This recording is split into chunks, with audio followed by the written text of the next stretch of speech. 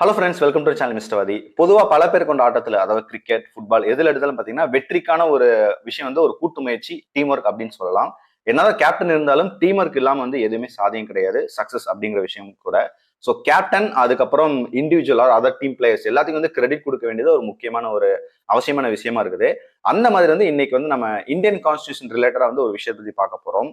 பொதுவா அம்பேத்கர் அப்படிங்கிற ஒரு விஷயம் மட்டும்தான், அந்த ஒரு பர்சன் மட்டும்தான் வந்து நமக்கு வந்து முக்கியமான ஒரு நபரா தெரியும். கான்ஸ்டியூஷன் அப்படின்னாலே father of the Indian constitution சொன்னாலுமே அதுல நிறைய பேருக்கு வந்து நம்ம கிரெடிட் கொடுக்க வேண்டிய ஒரு அவசியம் வந்து இங்க இருக்குது. ஸோ அதை பத்தி இந்த வீடியோல பார்க்க போறோம்.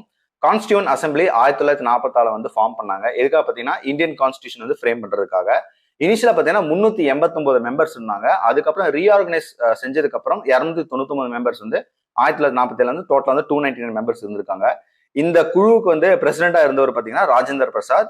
லீகல் அட்வைசரா வந்து BN ராவ் அப்படிங்கிற பெனகல் ராவ் அப்படிங்கிறவர் இருந்திருக்காரு. இவர் தான் வந்து இந்தியன் கான்ஸ்டியூஷனோட இனிஷியல் அல்லது ரஃப் டிராஃப்ட் அதை வந்துட்டு சமர்ப்பிச்சாரு. அதாவது இனிஷியலா வந்து ஒரு ரஃப் டிராஃப்ட் நம்ம கொடுப்போம். அதாவது இந்த மாதிரி ஒவ்வொரு நாட்டுல இருந்து ஒவ்வொரு கண்ட்ரிஸ் இருக்கிற ஒவ்வொரு விஷயத்த வந்து மொத்தமா கொலாச் பண்ணி ஒரு ரஃப் டிராஃப்டா வந்து கொடுப்போம். ஸோ அதை கொடுத்து வந்து பாத்தீங்கன்னா பெனகல் ராவ். இவரை பத்தி ஒரு ஷார்ட்ஸ் வந்து ஒன்று போட்டிருந்தேன், யூடியூப் ஷார்ட்ஸ். அதுல வந்து பாத்தீங்கன்னா எல்லாருமே வந்து அம்பேத்கர் அது பெனகல் ராவ் கிடையாது, பெனகல் ராவ் கிடையாதுன்னு சொல்லிட்டு அம்பேத்கரை மட்டும் வச்சு ஃபோக்கஸ் பண்ணியே வந்துட்டு அதுல நிறைய கமெண்ட்ஸ் வந்து பார்க்க முடிஞ்சுது. அம்பேத்கர் வந்து பாத்தீங்கன்னா டிராஃப்டிங் கமிட்டின்னு ஒரு கமிட்டி இருந்துச்சு அந்த கான்ஸ்டியூஷன் அசம்பிளியில. ஒன் ஆஃப் த கமிட்டி தான் வந்து டிராஃப்டிங் கமிட்டி. இந்த மாதிரி நிறைய கமிட்டி இருக்குது. அந்த டிராஃப்டிங் கமிட்டிக்கு சேர்மனா இருந்தது அம்பேத்கர். அப்கோர்ஸ் அம்பேத்கர் தான் வந்துட்டு ஃபைனல் டிராஃப்ட் வந்து பிரசென்ட் பண்ணாரு. பட் இருந்தாலும் இந்த மாதிரி நிறைய பர்சன்ஸ் வந்து கிரெடிட் கொடுக்க வேண்டிய அவசியம் இருக்குது. இப்போ உதாரணத்துக்கு பாத்தீங்கன்னா UPSC எக்ஸாம் எழுதுறவங்க, இந்த சிவில் சர்வீஸ் எக்ஸாமினேஷன் ப்ரிப்பேர் பண்றாங்க பாத்தீங்கன்னா, அவங்க வந்து இந்தியன் பாலிட்டி அப்படிங்கிற புக்கை வந்து படிப்பாங்க. இதுல வந்து பாத்தீங்கன்னா இந்தியன் கான்ஸ்டியூஷன் பத்தி ரிலேட்டடான எல்லா விஷயம் வந்து இதுல இருக்குது. பிரைம் மினிஸ்டருடைய ரோல் என்ன, அவருக்கு இருக்கிற பவர் என்ன, பிரசிடென்ட்க்கு இருக்கிற பவர் என்ன, கவர்னருக்கு இருக்கிற பவர் என்ன, சீஃப் மினிஸ்டருக்கு இருக்கிற பவர் என்ன, இந்த மாதிரி எல்லா விஷயம் பாத்தீங்கன்னா இந்தியன் பாலிட்டி ரிலேட்டடா வந்துட்டு இதுல எல்லாமே வரும். இதுல வந்து பாத்தீங்கன்னா committee of the constitution assembly அப்படின்னு சொல்லிட்டு ஒரு சாப்டர் இருக்கு. அதுல வந்து மேஜர் கமிட்டிஸ் அப்படின்னு இருக்கு. முன்னாடி சொன்ன மாதிரி இந்த டிராஃப்டிங் கமிட்டி அப்படிங்கிறது இந்த இந்தியன் கான்ஸ்டியூஷன் வந்து டிராஃப்ட் பண்றதுக்கு ஒரு கமிட்டி. அந்த கமிட்டியோட சேர்மன் தான் வந்து அம்பேத்கர். அந்த மாதிரி நிறைய கமிட்டி இருக்குது. Union powers committee, union constitution committee, provincial constitution committee, advisory committee, இந்த மாதிரி பல கமிட்டிஸ்ல நிறைய ப்ராமினென்ட் மெம்பர்ஸ் எல்லாம் இருக்காங்க. ஸோ அந்த வகையில பாக்குறப்போ எல்லாருமே வந்து முக்கியமான நபர்கள் தான், அம்பேத்கர் உட்பட. ஸோ அம்பேத்கர் மட்டுமே கிரெடிட் கொடுக்கறது வந்துட்டு ஒரு தவறான ஒரு விஷயமா தான் இங்க வந்து நான் பாக்குறேன். ஸோ இந்த இந்தியன் பாலிட்டி இந்த புக்ல படிச்சாலே உங்களுக்கு நல்ல விஷயம் தெரியும். நவம்பர் 25, 1949 அம்பேத்கர் வந்து கான்ஸ்டியூஷன் அசம்பிளியோட ஸ்பீச்ல வந்து அவர் சொல்லியிருக்காரு. என்ன சொல்லியிருக்காரு அப்படின்னா, the credit that is given to me does not really belong to me.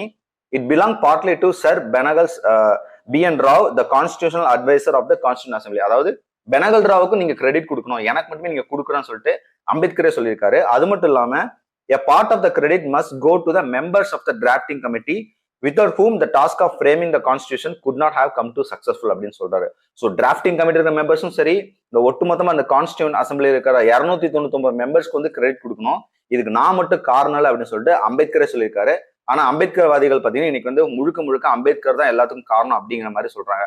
Of course அவர் வந்து ஒரு மெயினான ஒரு ஆர்கிடெக்டா இருந்தாலுமே வந்துட்டு மத்தவங்களுக்கும் நம்ம கிரெடிட் கொடுக்க வேண்டியது வந்து ஒரு முக்கியமான விஷயமா பார்க்கணும். இன்னொன்னு முக்கியமா பாத்தீங்கன்னா இந்த விஷயங்கள் வந்து ஏன் நான் இவ்வளோ அழுத்தமா சொல்றதுக்கு காரணம் பாத்தீங்கன்னா, இந்த UPSC இல்லாட்டி அதர் எக்ஸாம்ஸ் எல்லாம் பாத்தீங்கன்னா இந்த மாதிரி கொஸ்டின்ஸ் எல்லாம் வரும். Who created the initial draft of the constitution அப்படின்னு சொல்லிட்டு ஒரு 4 ஒரு ஆன்சர் கொடுக்குறாங்க அப்படின்னா, அதுல வந்து பெனகல் ராவா அம்பேத்கர் அப்படின்னா, அம்பேத்கர் நீங்க வந்து குத்துமதிப்பா வந்து போட்டுக்கூடாது அப்படிங்கிற காரணத்துக்காக தான் சொல்றேன். ஏன்னா இந்த எக்ஸாம்ஸ் பொறுத்தவரை பார்த்தீங்கன்னா ஒவ்வொரு மார்க் வந்து ரொம்ப முக்கியமான விஷயம். ஸோ அந்த அளவுக்கு இந்த கான்ஸ்டியூஷன் அப்படிங்கிற விஷயம் வந்து முழுசா தெரிஞ்சுக்கிறது வந்து ரொம்ப அவசியமான ஒரு விஷயம். ஓகே, ஜனவரி 26, 1950 வருடம் வந்து அமல்படுத்தப்பட்டது. அதாவது Indian constitution game in to force அப்படின்னு சொல்லணும். ஸோ இந்தியன் கான்ஸ்டியூஷன் வந்து இந்த ஜனவரி 26 வந்துட்டு நடைமுறைப்படுத்தப்பட்டதுனால அன்னைக்கு வந்து நம்ம ரிப்பப்ளிக் டே வந்துட்டு இன்னைக்கு வரை கொண்டாடுறோம். ஸோ முன்னாடி சொன்ன மாதிரி 299 மெம்பர்ஸ் வந்து இதுல இருந்தாங்க. Different caste, different region, different religion, Assam, Bihar, Karnataka, Tamil Nadu, Kerala அப்படின்னு எல்லா ஸ்டேட்ல இருந்து எல்லாருமே வந்துட்டு இதுல வந்து அவங்களோட பங்களிப்பு இருந்திருக்கு. அதுல வந்து 15 பெண்மணிகள் வந்துட்டு முக்கியமான ரோலாவும் இருந்திருக்காங்க. அவங்க வந்து இந்த கான்ஸ்டியூஷனை டிராஃப்ட் பண்றதுக்கு வந்து ரொம்பவே ஹெல்ப் பண்ணியிருக்காங்க. அவங்கள பத்தி தான் இந்த வீடியோல பார்க்க போறோம். ஸோ இந்த வீடியோ பாத்தீங்கன்னா அந்த 15 பேரை பத்தி ஒரு சின்ன ஒரு இன்ட்ரடக்ஷன் தான். அவங்க யாரு அப்படின்னு தெரிஞ்சுக்கிற நோக்கத்துக்காக வந்து இந்த வீடியோ போடுறேன். அது மட்டும் இல்லாம அவங்களை அக்னாலேஜ் பண்ணணும், அவங்களுக்கு கொடுக்க வேண்டிய கிரெடிட்டை கொடுக்கணும் அப்படிங்கிற ஒரு காரணத்துக்காக தான் இந்த வீடியோ போடுறேன். ஸோ ஒவ்வொருத்தரா யாரு என்ன அப்படின்னு பத்தி நம்ம பார்ப்போம். ஃபர்ஸ்ட் பர்சன் பாத்தீங்கன்னா அம்மு சுவாமிநாதன். இவங்க வந்து பாத்தீங்கன்னா பாலக்காட்டுல பிறந்தவங்க. இவங்க வந்து அன்னி பெசன்டோட வந்து சேர்ந்து உமன் இந்தியன் அசோசியேஷன் அப்படின்னு சொல்லிட்டு 1917 வந்து மெட்ராஸ்ல வந்து ஆரம்பிச்சாங்க. அம்முவே என்ன சொல்லிருக்காங்க பாத்தீங்கன்னா, இந்த மாதிரி மக்கள் வந்து விமென்க்கு வந்து எந்த ஒரு ரைட்ஸ் கொடுக்கல அப்படின்னு சொல்றாங்க. இந்த டிராஃப்டிங் இந்த இந்தியன் கான்ஸ்டியூஷன் டிராஃப்டிங் மூலமே வந்து நீங்க தெரிஞ்சுக்கலாம், இந்த மாதிரி பெண்களுக்கும் வந்து இதுல வந்து முன்னுரிமை கொடுக்கப்பட்டிருக்கு, அவங்களும் வந்து இதுல வந்து ஒரு part of the constitution work பண்றதுல வந்து இருந்திருக்காங்க அப்படிங்கிற மாதிரி அவங்க சொல்லியிருக்காங்க. அது மட்டும் இல்லாம அம்மு வந்து பாத்தீங்கன்னா சத்யஜித் ரே உருவாக்குன ஃபெடரேஷன் ஆஃப் பிலிம் சொசைட்டி அப்படிங்கிற அந்த ஒரு அசோசியேஷன்ல வந்துட்டு வைஸ் பிரசிடண்டாவும் இருந்திருக்காங்க. இரண்டாவது பெண் யாருன்னு பாத்தீங்கன்னா தக்ஷினி வேலாயுதன். இவங்க வந்து கொச்சின்ல பிறந்தவங்க, ஒடுக்கப்பட்ட சமூகமான புலையர் கம்யூனிட்டில பிறந்தவங்க. இவங்க வந்து பாத்தீங்கன்னா இவங்களோட கம்யூனிட்டிக்காக வந்துட்டு ஒடுக்கப்பட்ட சமூகத்துக்காக வந்து போராடி இருக்காங்க. அது மட்டும் இல்லாம அம்பேத்கர் கூட சேர்ந்து நிறைய இந்த ஸ்கெடியூல் காஸ்ட் கம்யூனிட்டிக்கான ரிலேட்டடான இஷ்யூக்காக வந்து போராடி இருக்காங்க. இந்த கான்ஸ்டியூஷன் அசம்பிளி அப்படிங்கிற இந்த குழுல வந்து first and only Dalit woman இவங்க தான். மூணாவது பெண்மணி யாருன்னு பாத்தீங்கன்னா பேகம் ஐசாஸ் ரசூல். இவங்க வந்து இந்த கான்ஸ்டியூஷன் அசம்பிளி அப்படிங்கிற இந்த குழுல இருந்த ஒன்லி முஸ்லீம் உமன் மெம்பர். இவங்களும் இவங்களுடைய ஹஸ்பண்டும் சேர்ந்து முஸ்லீம் லீக் அப்படின்னு சொல்லிட்டு ஒரு கட்சி ஆரம்பிச்சாங்க. 1937 வந்து எலெக்ஷன்ல வந்து யூபி லெஜிஸ்லேட்டிவ் அசம்பிளில வந்து எலெக்ட் ஆனாங்க. 1950 வந்து முஸ்லீம் லீக் வந்து டிசால்வ் ஆனதுக்கு அப்புறம் காங்கிரஸ்ல ஜாயின் பண்ணாங்க. சோசியல் வெல்ஃபேர் அண்ட் மைனாரிட்டி மினிஸ்டராகவும் இருந்திருக்காங்க. இவங்களுடைய சோசியல் ஒர்க்கு கான்ட்ரிபியூட் பண்ணதுக்காக வந்து இவங்களுக்கு வந்து பத்மபூஷன் அவார்டும் கொடுத்திருக்காங்க. நாலாவது பெண்மணி யாருன்னு பாத்தீங்கன்னா துர்காபாய் தேஷ்முக். இவங்க 12வது வயசுலேயே வந்து பாத்தீங்கன்னா ஒத்துழைமை இயக்கம் அப்புறம் உப்பு சத்தியாகிரக இயக்கத்துக்கு போராடி இருக்காங்க. 1936 வந்து ஆந்திர மகிழா சபா அப்படின்னு சொல்லிட்டு ஒரு அசோசியேஷன் வந்து எஸ்டாப்ளிஷ் பண்ணாங்க. இது எதுக்காக பாத்தீங்கன்னா இந்த எஜுகேஷன் அப்புறம் சோசியல் வெல்ஃபேர் அப்படிங்கிற இந்த ரெண்டு விஷயத்துக்காக வந்து இந்த அசோசியேஷன் ஆரம்பிச்சாங்க. அதுக்கப்புறம் நிறைய சென்ட்ரல் ஆர்கனைசேஷன்ல வந்து பெரிய பெரிய பதவிகள் வகிச்சிருக்காங்க. ஃபார் எக்ஸாம்பிள் பாத்தீங்கன்னா சென்ட்ரல் சோசியல் வெல்ஃபேர் போர்டு, அதுக்கப்புறம் National Council for Women Education and National Committee on Girls and Women எஜுகேஷனுக்காக இந்த மாதிரி பல அசோசியேஷன்ல வந்து மெம்பரா இருந்திருக்காங்க. பெரிய பெரிய பதவிகளும் இருந்திருக்காங்க. எம்பியா இருந்தாங்க. 1975 வந்து இவங்களுக்கு பத்ம விபூஷன் விருதும் கொடுத்திருக்காங்க.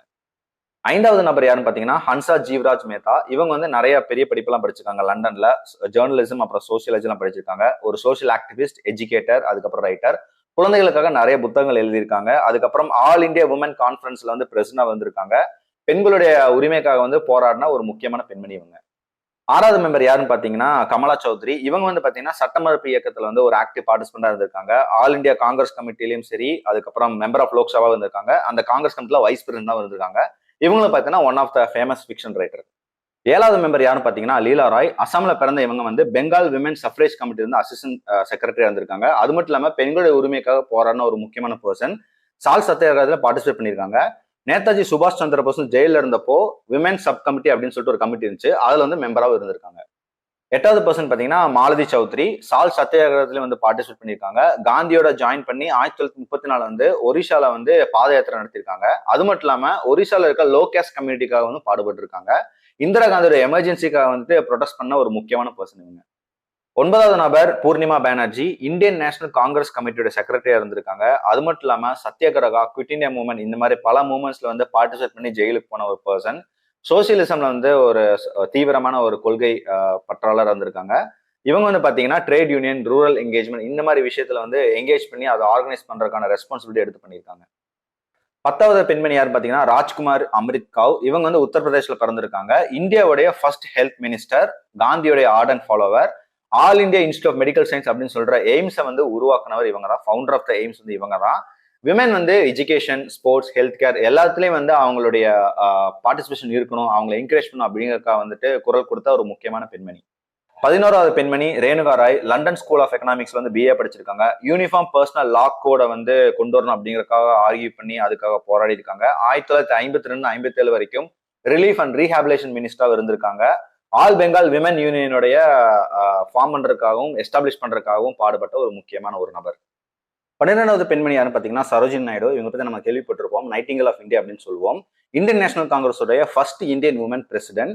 இவங்க வந்து லண்டன்ல இருந்து கிங்ஸ் காலேஜ்ல படிச்சாங்க. அப்புறம் காந்தியோட நான் கோஆபரேஷன் மூவ்மெண்ட்ல வந்து பார்ட்டிசிபேட் பண்ணியிருக்காங்க. காந்தியோடைய ரவுண்ட் டேபிள் கான்ஃபரன்ஸ்ல வந்துட்டு செகண்ட் செஷன் வந்து காந்திக்கு வந்து அக்கம்பனி பண்ண ஒரு முக்கியமான பர்சன். ஸோ சரோஜினி நாயுடுவும் வந்துட்டு கான்ஸ்டியூஷன் அசம்பிளில வந்து ஒரு மெம்பரா இருந்திருக்காங்க. 13வது நபர் சுச்சேதா கிருபால்னி. ஹரியானால பிறந்த இவங்க வந்து குவிட் இந்தியா மூவ்மெண்ட்லயே வந்துட்டு பார்ட்டிசிபேட் பண்ணியிருக்காங்க. காங்கிரஸ் பார்ட்டியோடைய விமென்ஸ் விங் வந்து எஸ்டாப்ளிஷ் பண்ண ஒரு முக்கியமான பர்சன். சீஃப் மினிஸ்டர் ஆஃப் உத்தரப்பிரதேஷாவும் இருந்திருக்காங்க 1963 67 வரைக்கும். உத்தரப்பிரதேஷ் சீஃப் மினிஸ்டரா இருந்த முதல் பெண்மணி அப்படிங்கிற பேரும் வந்து இவங்களுக்கு இருக்கு. 14வது நபர் விஜயலட்சுமி பண்டிட், நேருடைய சிஸ்டர். இவங்க வந்து பாத்தீங்கன்னா பப்ளிக் ஹெல்த் மினிஸ்டரா வந்து 1937 இருந்திருக்காங்க. அப்புறம் பிரிட்டிஷ்க்கு எகேன்ஸ்டா வந்து ப்ரொடெஸ்ட் பண்ணியிருக்காங்க. யூஎன் ஜெனரல் அசம்பிளியோடைய ஃபர்ஸ்ட் உமன் பிரசிடென்ட் இவங்க. அண்ட் ஃபைனலி 15வது பெண்மணி அன்னி மெஸ்கரின். திருவனந்தபுரத்துல வந்து ஒரு கேத்தலிக் ஃபேமிலியில பிறந்த இவங்க வந்து கேரளாவுடைய ஃபர்ஸ்ட் விமன் எம்பி அப்படின்னு சொல்றாங்க. அது மட்டும் இல்லாம ஹெல்த் அண்ட் பவர் மினிஸ்டராவும் வந்துட்டு 1949 50 அந்த பீரியட்ல வந்து இருந்திருக்காங்க. ஸோ இந்த 15 பெண்மணிகளும் பாத்தீங்கன்னா not just member of constituent assembly அப்படிங்கறத வந்துட்டு நான் சொல்ல வர பாயிண்ட். இவங்க எல்லாருமே வந்து பாத்தீங்கன்னா ஃப்ரீடம், அதுக்கப்புறம் விமன் எம்பவர்மெண்ட், அப்புறம் கேஸ்ட் டிஸ்கிரிமினேஷன், இந்த மாதிரி எல்லா விஷயத்துல இருந்து ஒரு மிகப்பெரிய ஒரு ரோல் வந்து அவங்க வந்து கான்ட்ரிபியூட் பண்ணியிருக்காங்க. ஸோ அவங்க வந்து வெறும் இந்த கிரெடிட் வந்து இந்த கான்ஸ்டியூண்ட் அசம்பிளி அப்படிங்கிற கிரெடிட், அதுக்கு மட்டும் கிரெடிட் கொடுக்காம இந்த மாதிரி எல்லா விஷயத்துக்கும் போராடி இருக்காங்க அப்படிங்கறதையும் வந்துட்டு நம்ம வந்து மைண்ட்ல வச்சுக்கணும்.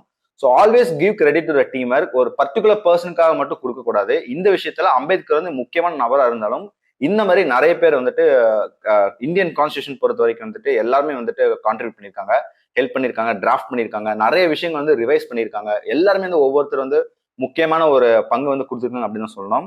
So I hope you learn something from this video. இந்த மாதிரி பல விஷயங்களை வந்துட்டு அன்சங் ஹீரோஸ் அப்படின்னு சொல்லுவோம், அவங்களை பத்தி நம்ம தெரியாம இருக்கும். ஸோ அவங்களை பத்தி தெரிஞ்சுக்கிறது வந்து ரொம்ப முக்கியமான விஷயம். அதுவும் முக்கியமா இந்தியன் கான்ஸ்டியூஷன் அப்படின்னு சொல்ற இந்த இந்திய அரசியலமைப்பு சட்டத்துல வந்து இவ்வளவு பெரிய ஒரு கான்ட்ரிபியூட் பண்ண மக்களை பத்தி நம்ம தெரிஞ்சுக்கிறது முக்கியமான அவசியம். ஸோ இந்த வீடியோ வந்துட்டு உங்களுக்கு பிடிச்சிருந்தா லைக் பண்ணுங்க, கமெண்ட் பண்ணுங்க, ஷேர் பண்ணுங்க, மறக்காம சேனலை சப்ஸ்கிரைப் பண்ணுங்க. தேங்க்யூ.